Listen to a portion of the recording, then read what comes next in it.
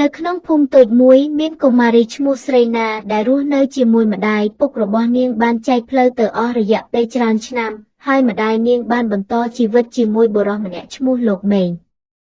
នៅដំបូងស្រីណាមិនពេញចិត្តនឹងការមានឪពុកចុងនាងតែងតែឃ្លានឃ្លាតព្រោះគិតថាគាត់មិនអាចជំនួសឪពុកពិតរបស់នាងបានលោកមេងធ្វើការខិតខំដើម្បីផ្ដល់អ្វីល្អដល់គ្រួសារប៉ុន្តែស្រីណានៅតែមានចិត្តឃ្លាតឆ្ងាយការផ្លាស់ប្ដូរជីវិត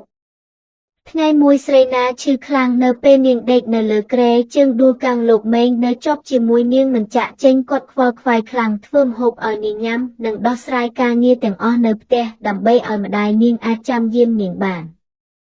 នៅពេលនាងជាសះស្បើយស្រីណាចាប់អារម្មណ៍ថាតែហេតុអ្វីលោកមេងយកចិត្តទុកដាក់ចំពោះនាងដូច្នេះទោះបីគាត់មិនមែនឪពុកពិតរបស់នាងក៏ដោយគាត់នៅតែស្រឡាញ់នាងដូចជាកូនសាច់ឯង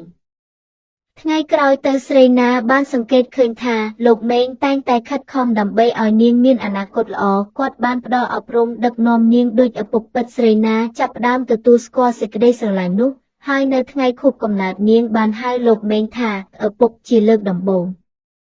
លោកមេងស្ទាក់ស្ទើរបន្តិចប៉ុន្តែភ្នែកគាត់ភ្លឺចែងចាំងដោយសុភមង្គលពីពេលនោះទៅស្រីណាយល់ដឹងថាឪពុកមិនចាំបាច់ជាអ្នកដែលមានទំនាក់ទំនងឈាមតែប៉ុណ្ណោះប៉ុន្តែជាអ្នកដែលស្រឡាញ់និងថែរក្សាយើងដោយអស់ពីចិត្ត